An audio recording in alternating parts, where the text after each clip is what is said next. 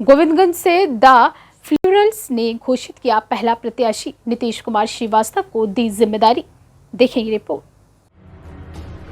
The Plurals party ने गोविंदगंज विधानसभा क्षेत्र से अपने पहले प्रत्याशी की घोषणा कर दी है। शुक्रवार को पहाड़पुर प्रखंड अंतर्गत सिसवा बाजार में आयोजित भव्य जनसभा में पार्टी की राष्ट्रीय अध्यक्ष पुष्पम प्रिया चौधरी ने नीतीश कुमार श्रीवास्तव को प्रत्याशी घोषित किया। इस मौके पर उन्होंने कहा कि बिहार को बदलाव और विकास की सख्त जरूरत है, जिसकी लड़ाई उन्होंने 2020 से शुरू की है। पुष्पम प्रिया ने कहा, जब तक बिहार को मजबूत, समृद्ध और पलायन मुक्त राज्य नहीं बना दूंगी, तब तक ना तो मैं अपनी मास्क उतारूंगी और ना ही विवाह करूंगी। उन्होंने युवाओं से अपील की है कि रोजगार और उद्योगों के पुनर्जीवन के लिए वे द प्लूरल्स का साथ दें। गोविंदगंज का सठा चीनी मिल मुद्दा भी उन्होंने प्रमुखता से उठाया। कहा कि वर्षों से बंद मिल के चलते हजारों परिवार बेरोजगारी और पलायन की मार झेल रहे हैं। सरकार की उदासीनता से ने यहाँ की पहचान ही छीन ली है। सभा के दौरान प्रत्याशी नीतीश कुमार श्रीवास्तव ने जनता का आभार व्यक्त करते हुए कहा कि युवाओं की ताकत ही उनका हौसला है। उन्होंने वादा किया है कि यदि मौका मिले तो गोविंदगंज को विकसित विधानसभा बनाने में कोई कसर नहीं छोड़ेंगे। सभा से पूर्व पुष्पम प्रिया चौधरी का भव्य स्वागत सिवराह चौक पर हुआ। वहां से उनका काफिला अरेराज स्थित बाबा सोमेश्वर नाथ महादेव मंदिर पहुंचा, जहां उन्होंने पूजा अर्चना कर क्षेत्रवासियों की सुख समृद्धि की कामना की।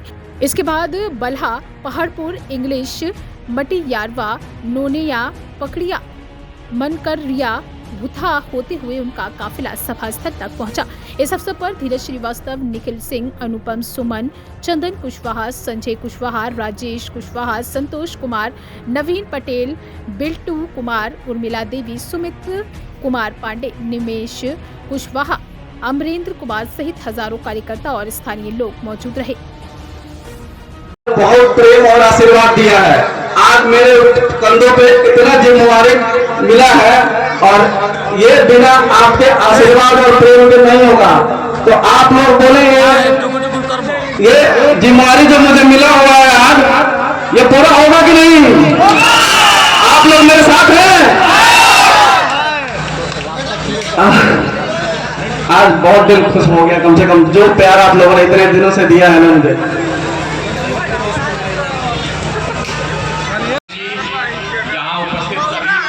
सभी साथियों, आप सबको मेरा प्रणाम और आदाब। देखिए, काफी लेट हो चुका है, इसलिए बहुत ज्यादा नहीं बोलेंगे। मुख्य बात ये है, आप लोगों को पता है कि आज हम लोग यहाँ क्यों आए हैं और आपके बीच में आज कौन आई है ये भी आप लोगों को पता है। पुष्पम प्रिया चौधरी जी 2020 में इन्होंने बिहार में एक नई पार्टी का निर्माण किया, जिसका नाम अभी आप लोग सुन रहे होंगे, प्लूरल्स पार्टी। पुष्पम प्रिया चौधरी जी उसकी नेता हैं। मार्च 2020 में उन्होंने पार्टी बनाई और 2020 में जब कोरोना का समय था, तब भी पूरे बिहार में घूम घूम करके उन्होंने अभियान चलाया। उस समय पूर्वी चंपारण भी आए थे, गोविंदगंज भी आए थे, आप लोग के बीच में यहाँ पे नहीं आ पाए थे। लेकिन पूरे बिहार में पुष्पम प्रिया चौधरी जी ने हर जिले में घूम घूम करके जितने भी उद्योग धंधे बंद कर दिए गए हैं, वो उद्योग धंधे उन्होंने दिखाए। जितने भी कल कारखाने बंद कर दिए गए हैं, वो उन्होंने दिखाया, वो सबको दिखाया, पूरे बिहार की जनता को दिखाया। और उन्होंने यही कहा कि अगर ये सभी कल कारखाने बंद नहीं होते तो यहाँ के जो युवा हैं, नौजवान हैं, उनको नौकरी करने के लिए बाहर नहीं जाना पड़ता, यहाँ उनको बिना बेरोजगार हुए उनको भटकना नहीं पड़ता। तो वही काम उन्होंने पूरे 2020 में किया। अभी भी जब हम लोग यहाँ आ रहे थे, आने में लेट इसीलिए हुआ क्योंकि आप लोगों के प्रखंड में ही बगल में एक सतहा चीनी मिल है, सतहा चीनी मिल जो बंद हो गया। वैसे चीनी मिल पूरे बिहार में रहे हैं, बगहा में था, मोतिहारी में था, सब जगह चीनी मिल बंद कर दिया गया। वो चीनी मिल सब अगर चल रहा होता, यहाँ कारखाने चल रहे होते, तो यहाँ पर जितने भी नौजवान हैं सबके पास आज नौकरी होता हाथ में। इनकी पार्टी का, हमारी पार्टी का, पुष्पम प्रिया चौधरी जी का एक ही लक्ष्य है कि बिहार में जहाँ भी हम मजबूत होंगे, जिस भी सीट से हम जीतेंगे, वहाँ के नौजवान सबको हम लोग नौकरी देंगे। यही हम लोगों का लक्ष्य रहा है कि हर जगह हम लोगों को नौकरी देना है। 2020 में हम लोग पूरे बिहार में चुनाव लड़े, 148 सीट पर चुनाव लड़ पाए। नामांकन को हम लोगों ने 200 से ज़्यादा सीट पर किया था, लेकिन 148 सीट पे चुनाव लड़े। और लेकिन हम लोगों को मात्र 10 दिन मिला था तैयारी करने का। 10 दिन में हम लोगों ने 2 लाख से अधिक वोट प्राप्त किया। और इस बार हम लोग पूरे बिहार में 243 सीट पर चुनाव लड़ेंगे। आपके सीट पर भी चुनाव लड़ रहे हैं और आपके सीट पर जो प्रत्याशी है वो यहाँ बैठे हुए हैं आप लोगों के बीच में, नीतीश जी। यही हमारे सीधी छाप पे पूरे बिहार में हम लोग इसी छाप पर चुनाव लड़ रहे हैं। चुनाव आयोग से यही छाप मिला है, जो सिर्फ दिखता ही नहीं है, बजता भी है। और आप लोगों को इस सिटी को बजाना है और बिहार में गोविंदगंज में बदलाव लेकर के आना है। आप सभी लोग को ये समझना है कि देखिए, बिहार में जितने पुराने लोग हैं सबको आप लोग देख चुके हैं। नीतीश कुमार को देख लिए, लालू जी को देख लिए। हमारे देश के जो प्रधानमंत्री हैं वो बोले थे 2014 में ही बोले थे, जब यहाँ आए थे तो बोले थे कि यहाँ का चीनी मिल चालू करेंगे और उसी चीनी का चाय पिएंगे। वो 10 साल हो गया है, अभी तक चीनी मिल यहाँ चालू नहीं हुआ। तो जितने पुराने लोग हैं सबको आप लोग देख चुके हैं, इन लोगों से बदलाव नहीं होने वाला। यहाँ से आपके विधायक बीजेपी के ही हैं। पिछले 5 साल में वो क्या काम किए होंगे आप सब लोग को पता है। हम लोग देख ही रहे हैं, सड़क का हालत खराब है, अभी भी गंडक नदी में बाढ़ आता ही आता है, कटाव होता ही होता है, किसी चीज का निदान नहीं हुआ है। जो कांग्रेस वाले थे जो उनके विरुद्ध लड़े वो भी नदारद हैं, जो लोजपा वाले थे वो भी नदारद हैं, सब लोग यहाँ से गायब हैं। और हम लोगों के देखा देखी, जब हम लोगों ने 2020 में चुनाव लड़ा तो हमारे देखा देखी कुछ और नए लोग आए हैं, वो लोग भी बदलाव की बात कर रहे हैं, लेकिन कोई यहाँ पर नया नहीं है। वो सब लोग चुनाव लड़ चुके हैं, नीतीश कुमार की पार्टी में रहे हो या लालू यादव के साथ रहे हो या मोदी जी के साथ रहे हो। नया आदमी सिर्फ यहीं पर है।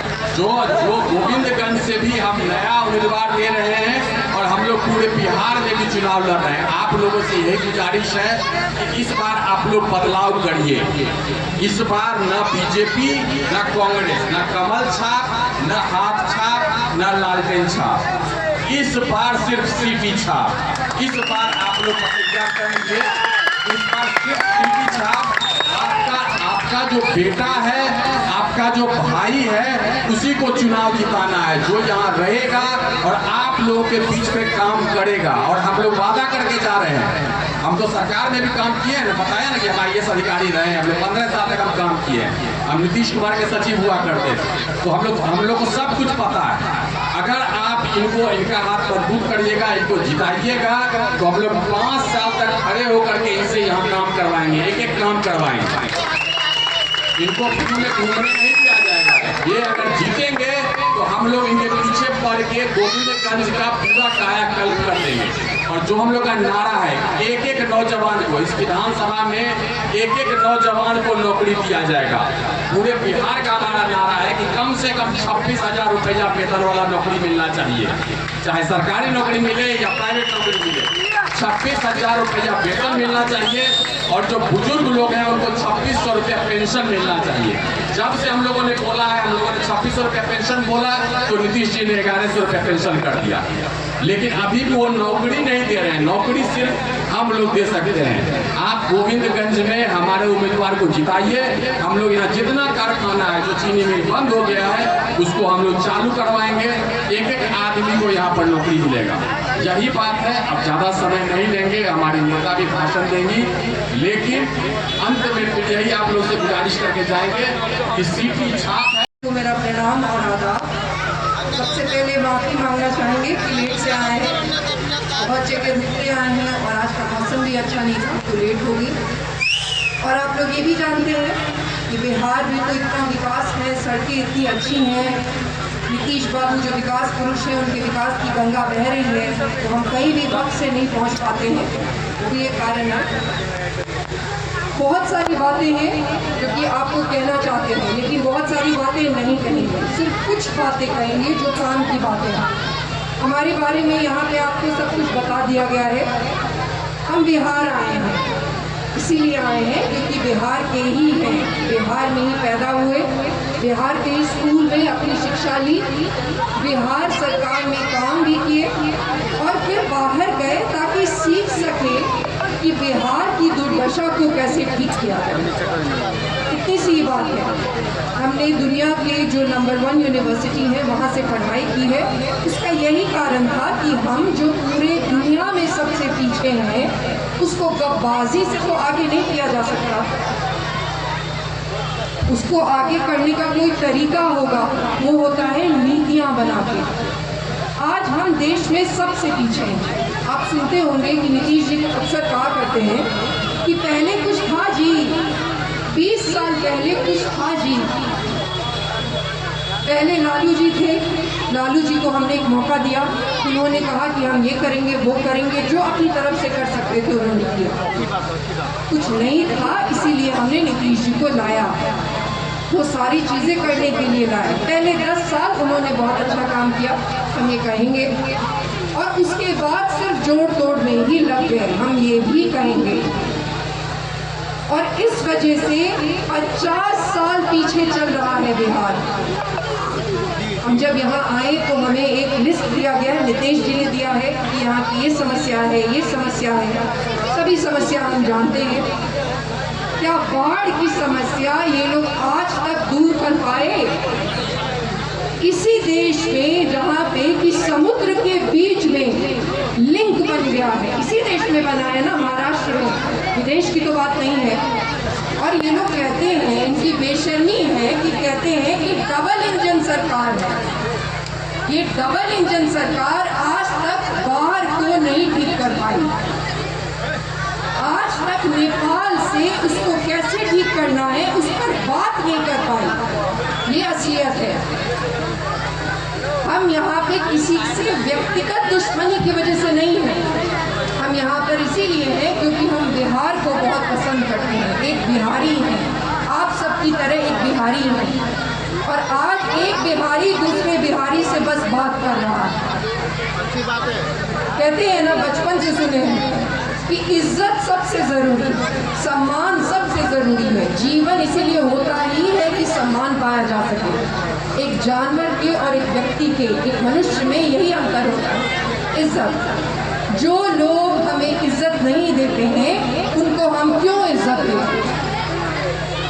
जिन्होंने हमारे लिए कोई काम नहीं किया उनको हम क्यों इज्जत दें? ये एक प्रश्न है। कहते हैं कि किसी समाज की समझदारी इस बात पर निर्भर नहीं करती कि वो समाज क्या बोलता है, इस बात पर निर्भर करती है कि वो क्या प्रश्न पूछता है। अगर हमारे पास नौकरी नहीं है, क्या है हमारे पास नौकरी? नहीं है। पूरा बिहार के बाहर जाता है नौकरी करने के लिए, अपने परिवार की बेहतरी करने के लिए। क्यों? फिर कौन सा बाहर है? अरे जुमले से थोड़ी बाहर आता है, काम से बाहर आता है। हमारे पास कोई कल कारखाने नहीं है। अभी तो बताया गया, आप लोग सब जानते होंगे कि ये वादा किया गया था कि हम कल कारखाना चीनी मिल को चालू करा के तब आएंगे और चाय पिएंगे। नहीं हुई, चालू तो नहीं हुई। और हम आज क्या आपको बेशर्मी बताते हैं, वहाँ पे उसी मिल के दीवार पे माननीय प्रधानमंत्री जी का पोस्टर लगा है, मोदी की गारंटी। बिहार जो विकास कर रहा है उसका रफ्तार ऐसे ही चलते रहेगा। कहाँ है वो विकास? आपकी धरती अशोक की धरती है ना, सम्राट अशोक की धरती। हम कभी वैसा हुआ करते थे, हम इसीलिए राजनीति कर रहे हैं कि दोबारा वैसा कब होंगे, और वो कौन करेगा?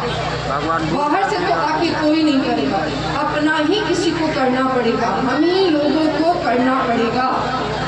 बच्चों की जो शिक्षा है उसकी हालत कितनी चौपट है वो आप ही जान रहे हैं, स्कूलों की क्या हालत है वो आप ही जान रहे हैं। अगर हमें बाहर नौकरी करने के लिए जाना है तो कम से कम इनको स्कूलों में तो अच्छी शिक्षा देनी चाहिए कि बच्चे बाहर के बच्चों के साथ कम्पीट कर सके और उत्तीर्ण हो। ये सारी समस्याएं हैं, वो समस्याएं जो हमको आपको बताने की ज़रूरत नहीं है क्योंकि आप सब जानते हैं। 2020 में जब हमने राजनीति की शुरुआत की तो विकास की बात की शुरुआत की, उद्योग लगाने की बात की शुरुआत की, तो सभी बोलने लगे कि हम उद्योग लगाएंगे, लेकिन लगाएंगे कैसे? आपको तो उद्योग लगाने आते ही नहीं है, आप नौकरी कैसे देंगे? 2 लोग हैं, दो पार्टियां हैं, उसमें दो लोग हैं। एक है जो इंडिया गठबंधन महागठबंधन के नेता हैं, उनको तो खुद ही नौकरी नहीं मिलेगी तो वो किसी को नौकरी दे। असलियत तो यही बात है ना। और दूसरे हैं नीतीश बाबू, जो कि अब उनके रिटायरमेंट का वक्त है, तो अब नए लोगों को मौका देना पड़ेगा। वो जो एक आदत हो गई हमारे दिमाग में कि नेता एक खास तरह का दिखना चाहिए, एक खास तरीके से आना चाहिए, बड़ा बड़ा भारी भारी, जिससे कि बात नहीं किया जा सके, ऐसा नेता होना चाहिए। इसको बदलना पड़ेगा।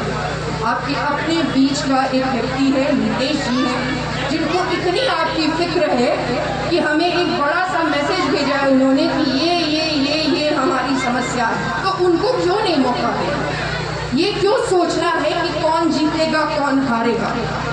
अरे ये लोग जीत के ही क्या बदल दिए हैं और हमारे लिए क्या कर लिए हैं? फिर ऐसे व्यक्ति को क्यों नहीं चुना जाए जो कि कम से कम आपकी तरफ से वो आवाज़ तो बुलंद कर सके, और अगर आवाज़ नहीं बुलंद करे तो आप उसको पकड़ के डांट तो सके, जो आपके नेताओं के साथ नहीं कर सकते। ये सच्चाई है। और हम एक बार फिर से आपके बीच में आए, पूरे बिहार में लोगों के बीच में जाते हैं, उनसे यही गुजारिश करते हैं कि इस बार बदलाव का वक्त है। आप लोगों ने सबने हमारी बातें इतनी गौर से सुनी, इसके लिए बहुत बहुत धन्यवाद। और फिर से बोलेंगे कि इस बार नीतीश जी को ही समर्थन दीजिए। कोई फर्क नहीं पड़ता है कि क्या होगा नहीं होगा। एक व्यक्ति, एक नेता का बस यही काम होता है कि वो आपकी आवाज़ उठाए, और वो नीतीश उठाएंगे, ये आप भी जानते हैं और हम भी जानते हैं। इसीलिए भी उनको चुनने की ज़रूरत है। हर 5 साल में चुनाव क्यों होता है?